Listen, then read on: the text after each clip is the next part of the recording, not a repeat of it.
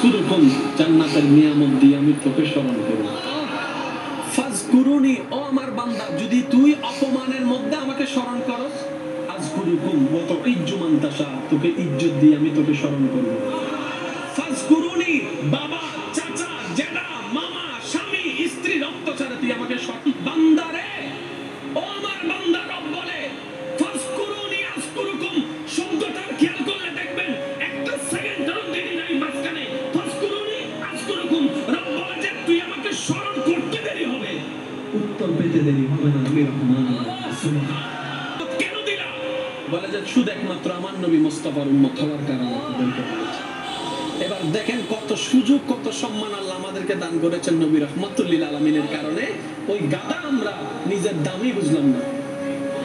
তুই কার জন্য? মন উত্তর দেয় সবকিছু রব তোর জন্য বানিয়েছে, তুই বান্দাকে রব শুধু নিজের জন্য বানিয়েছিস। এলের ঝগড়া এখানেই শেষ। আই এম দা সাকসেস হবে না। তুমি তো টপ ক্লাস, বলনে বলার অধিকার নাই। কেন? আসল সফলকে মনে রাখবেন, জেনে রাখবেন, যে এই শর্ত পূরণ করতে পেরে কবরে গিয়েছে সেই সত্যিকার সফল। শর্তটা কি?